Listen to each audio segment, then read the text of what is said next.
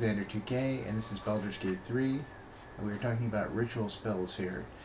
The key to understanding a ritual spell is that it only uses a spell slot when you're in combat.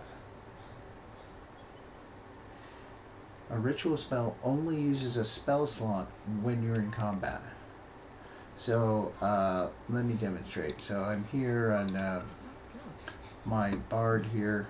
If she were to cast Speak with Animals on herself, it does not, outside of combat here, it doesn't consume a spell slot, whereas normally it would.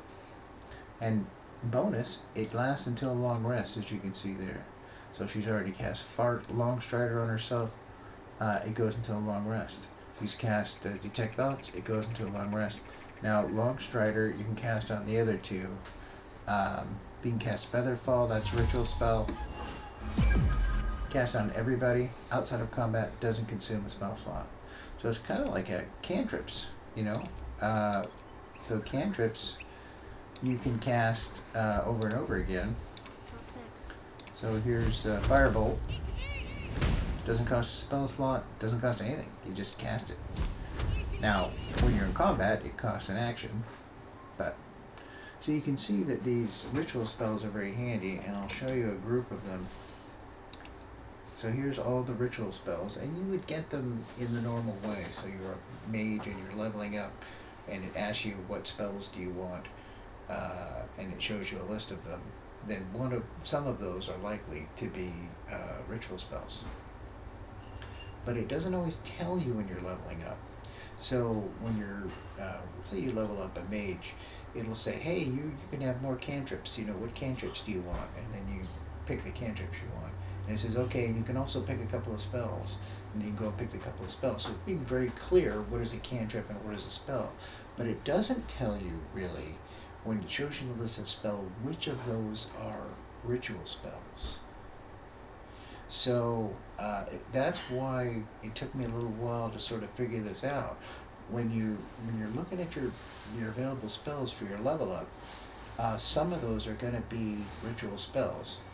Now, you may not want ritual spells, you don't think it's a great idea, but it's not going to tell you that they're ritual spells. You've got to look.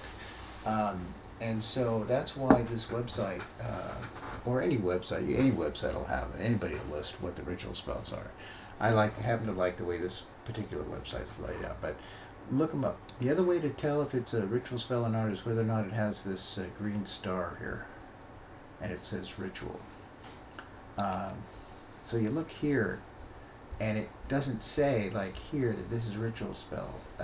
Look at Bard here. So here's Bard, and then here's the spell progressions or somewhere. Well, actually, it does list it with you, but I don't think when you're see how it just names this as a ritual spell here. Ritual spell, ritual spell, ritual spell.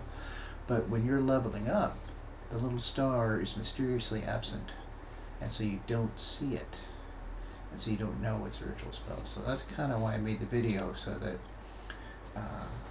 because I didn't get how sexy these are. So you take your long rest and you load everybody up with Longstrider and give yourself Talk to Animals, and I don't know, throw on whichever this one is, where you can read minds, Detect Thoughts. Why not, right? And so everybody runs around with all those bonuses. I thought it was pretty cool. Well, one of my favorite ones is this Featherfall. Works for everybody. Doesn't cost me a spell slot. It only lasts for 10 turns, but if it's time to jump off a cliff and you're not in combat, it's fantastic. Okay, that's it. Y'all take care now. Bye.